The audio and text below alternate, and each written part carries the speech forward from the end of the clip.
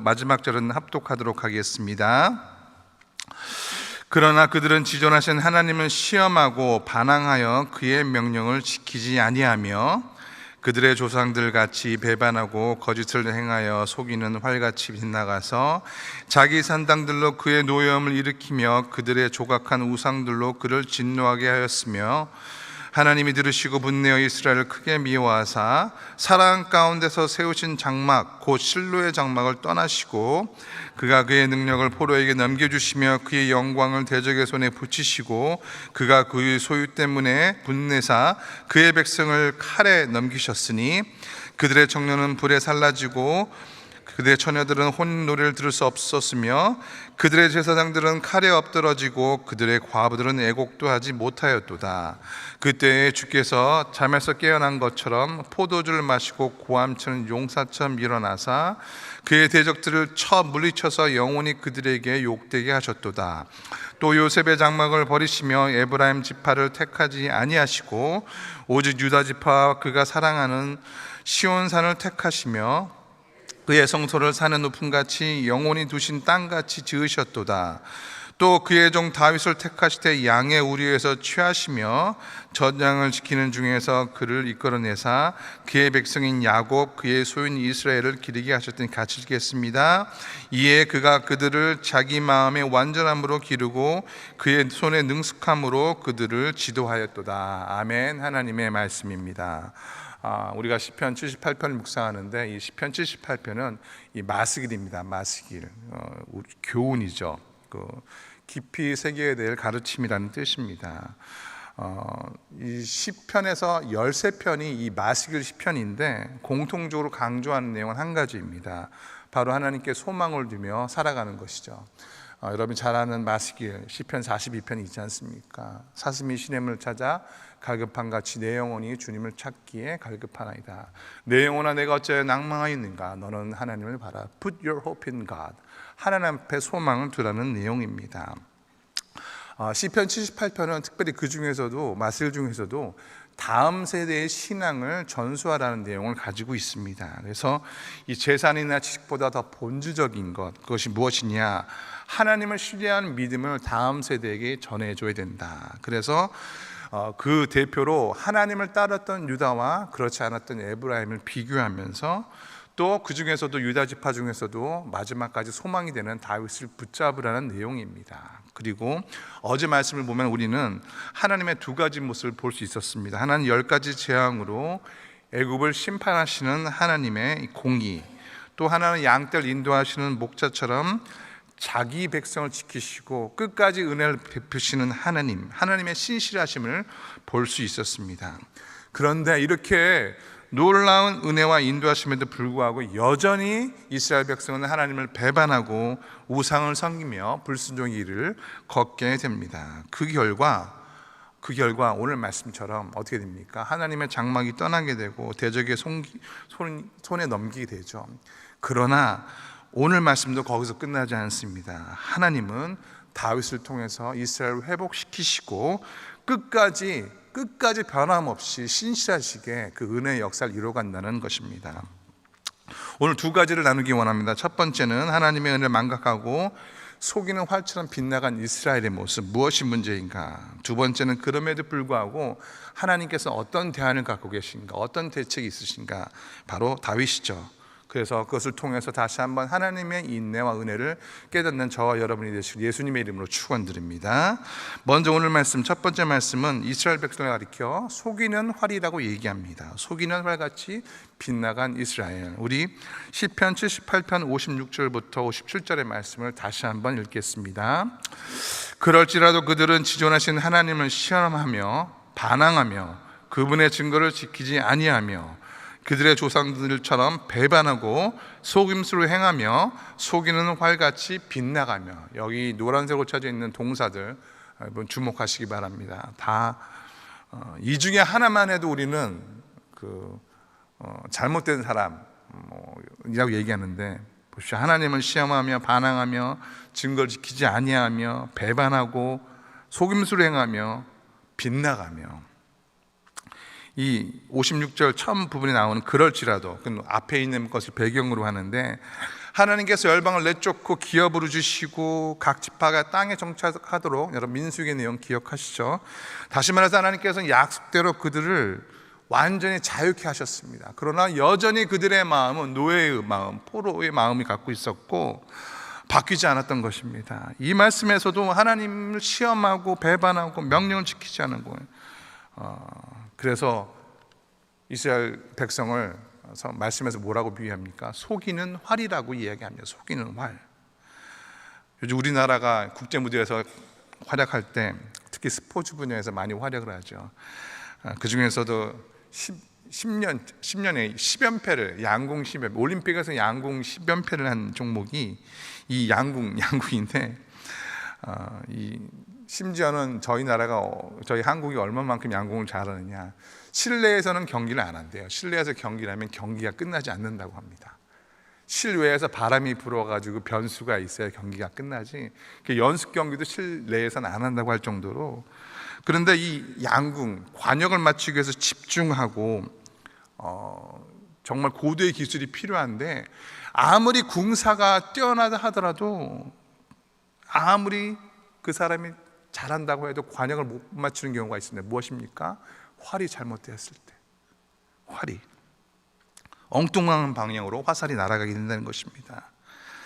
성경은 이것을 잘못된 활, 속이는 활, 이것을 이스라엘의 신앙 상태를 비유하며 고발한 것입니다.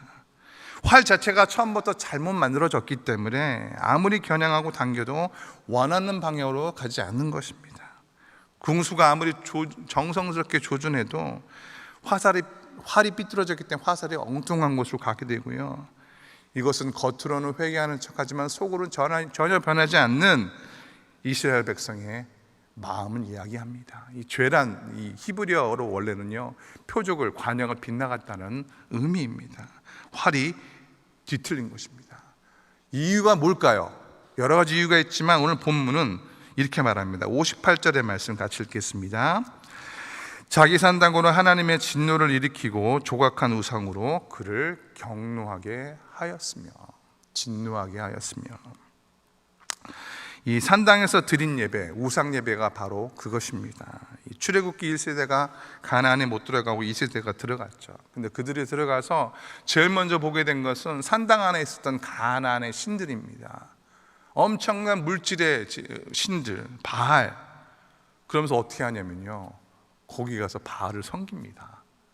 겉으로는 하나님을 섬기는 척 하면서 이 산당이 어느 때까지 갔냐면요, 바벨론 포로 이후에도 계속 지속됩니다. 엄청나게 문제가 되는 이스라엘 역사 엔타이어, 이 산당을 제거하느냐 제거하지 않느냐에 따라서 이 왕이 제대로 되는 왕이냐 그렇지 않느냐로 나눌 정도로 이 산당이 중요한 역할을 하는데, 여기에는 종교적 관습과 우상을 혼합해서 숭배하는 이 변질된 장소가 되는 것입니다. 여러분, 기독교의 본질은 진리에 있습니다. 진리가 변질될 때 어떻게 됩니까?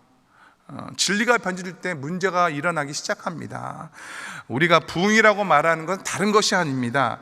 처음 사랑으로 돌아가야 된다, 첫 사랑으로 돌아가야 된다는 것은 변질되기 전에 처음의 마음, 우리의 마음, 변함없는 마음, 하나님께 붙어 있어야 된다는 것입니다. 이스라엘 백성은 바알이나 아세 섬겼고요, 송아지나 황소를 신처럼 먹였고, 해와 달, 그리고 동시에 하나님도 예배를 드렸습니다. 하나님께도 예배를 드렸습니다.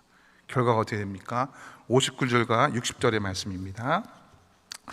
하나님이 들으시고 분노하사 이스라엘을 크게 미워하사 사람 가운데 세우신 장막 곧 실로의 장막을 떠나시고. 실로의 장막을 떠났다. 대표적인 사건, 사무엘상 4장의 사건이죠. 법궤를 가지면 이길 것이다. 근데 어떻게 됐습니까? 법궤만 빼앗겼습니다. 법궤만 빼앗기고. 여기서 떠나셨다는 것은요, 물리적인 자리를 옮겼다 이걸 떠나서 하나님이 포기하셨다는 것입니다. 하나님 포기하셨다.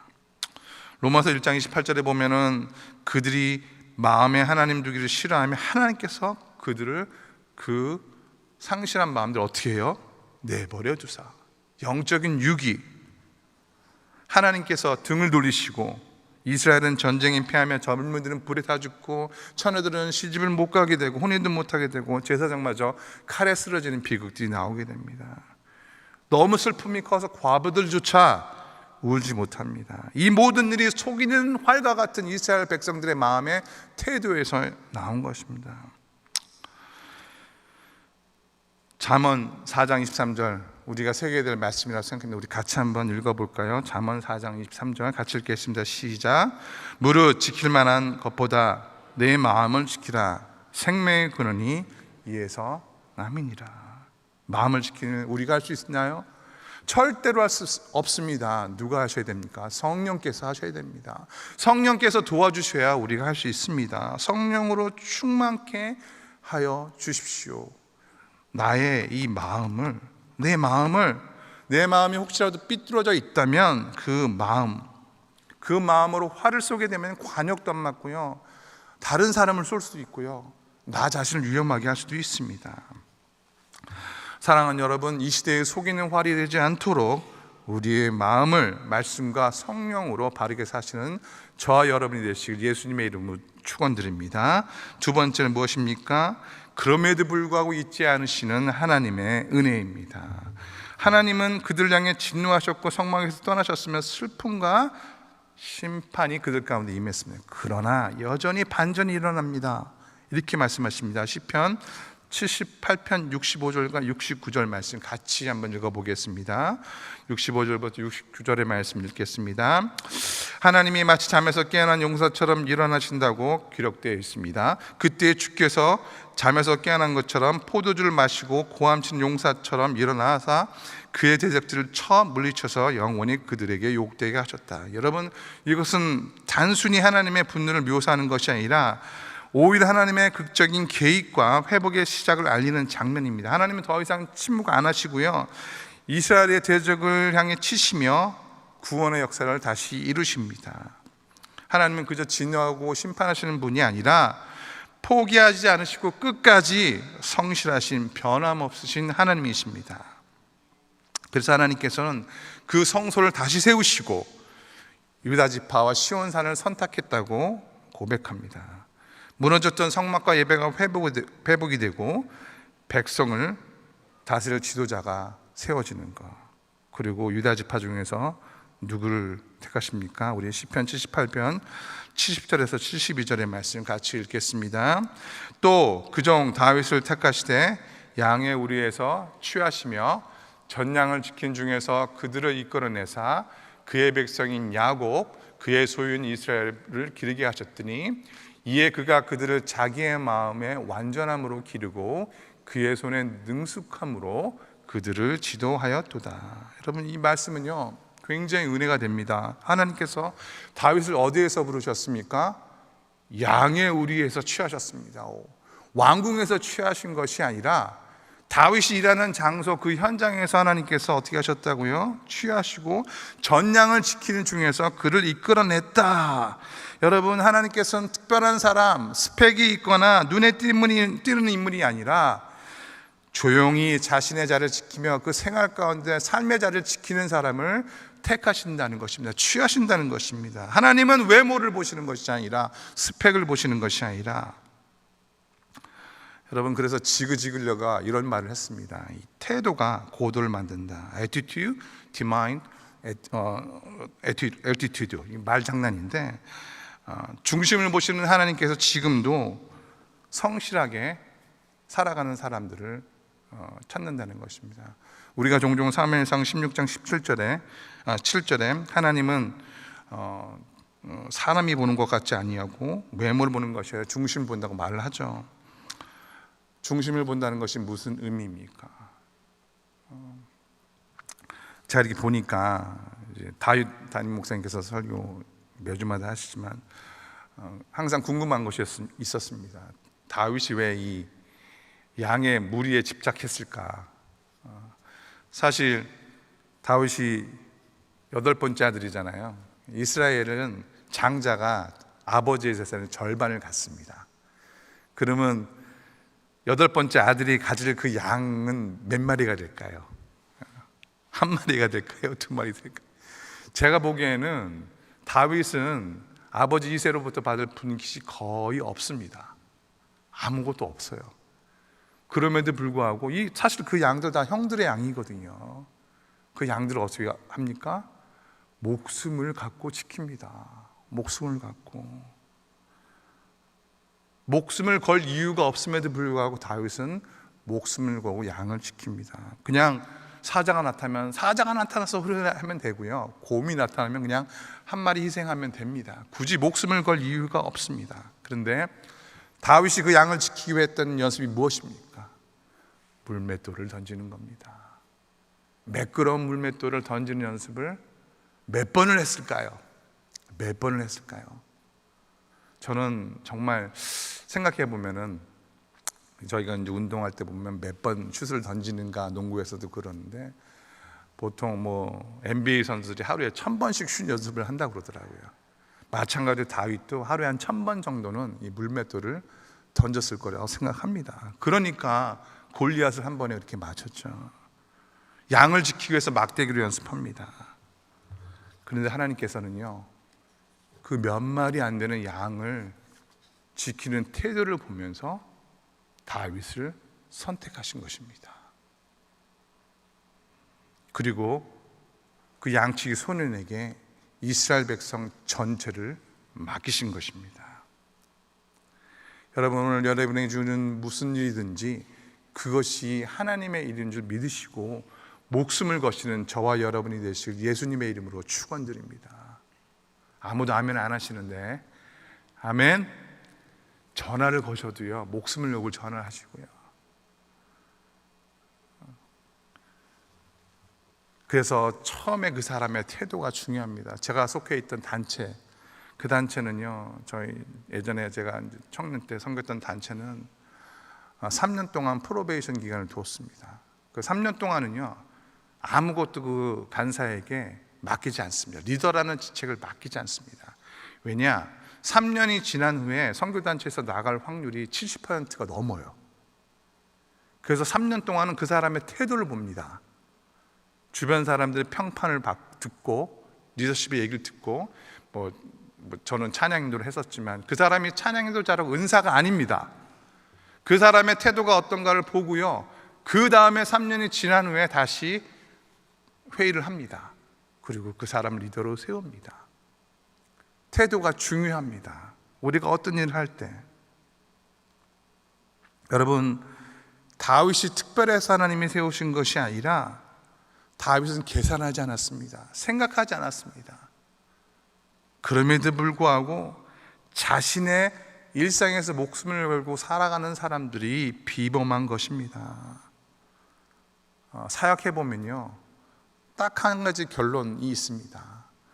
정말 그 사람이 진짜인가 아닌가를 볼 수 있는 가장 좋은 방법은요, 같이 선교를 떠나보면 압니다. 할렐루야. 선교를 떠나서 보면요, 정말 그 사람의 마음이 다 드러납니다. 사역을 잘한다 못한다가 아니라요, 정말 그 마음에 하나님의 마음이 있는 사람은요, 휴지를 줍는 것도요, 목숨을 걸면서 줍습니다.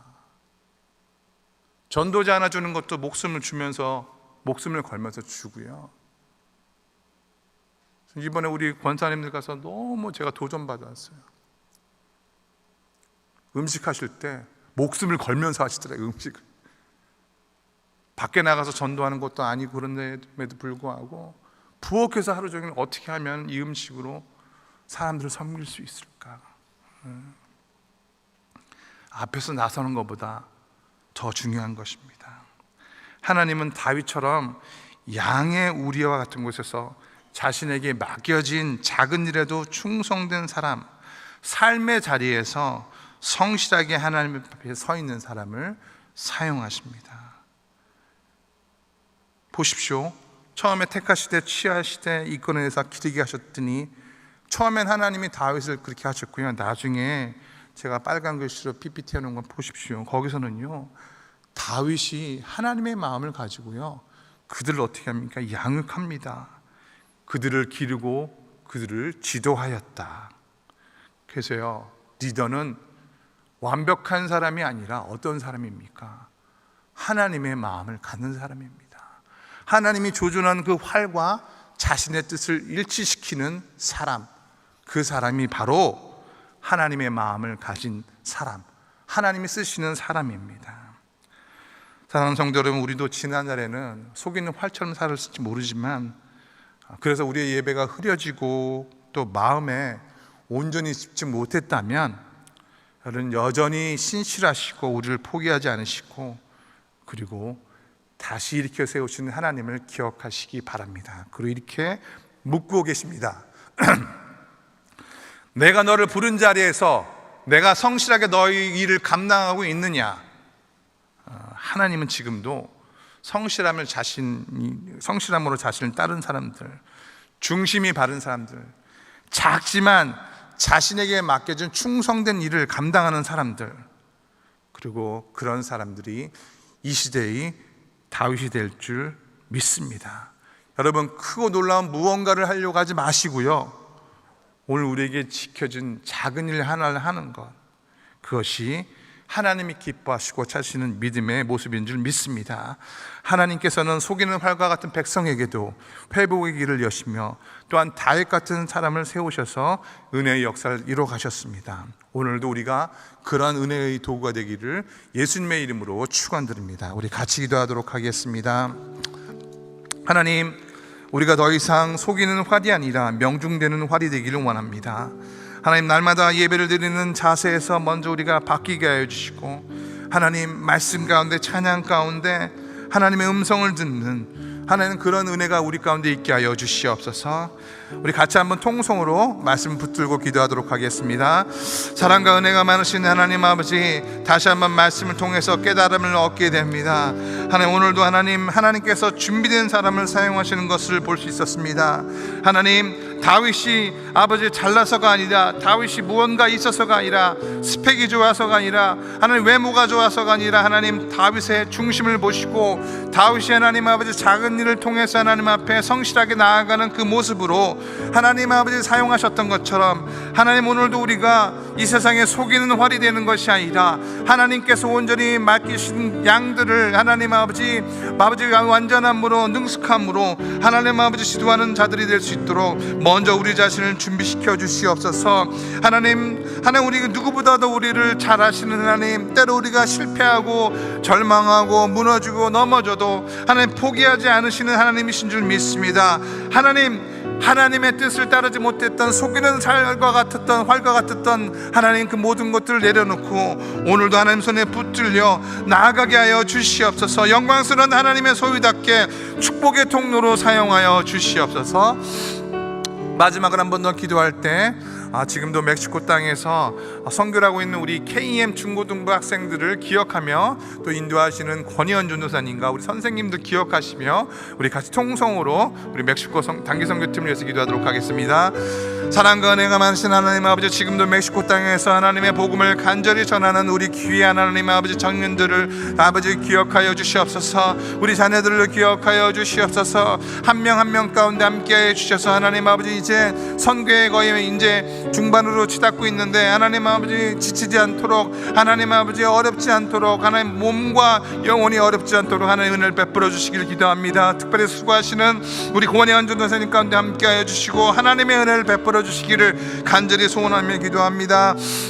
하나님, 그 땅 가운데 하나님 아버지 많은 필요들이 있습니다. 하나님, 그렇지만 그 가운데 하나님 이들을 통하여 영적인 필요가 채워지게 하여 주시옵고, 레오나 빛가리오나 마르바와 하나님 아버지 돌아다니는 받는 땅마다 하나님의 복음이 은혜가 전해지게 하여 주셨고, 하나님 그것이 당장 나타나지 않을지라도 다음 팀에서 계속해서 하나님 아버지 믿음의 횃불이 이어지게 하여 주셔서, 하나님 오늘 우리에게 주셨던 말씀처럼, 하나님 또한 우리 올해 주셨던 말씀처럼 세상의 빛이 되는 소금이 되는 아버지 그런 교회 역할을 감당할 수 있도록 우리 사랑하는 중고등부 자녀들을 사용하여 주시옵소서.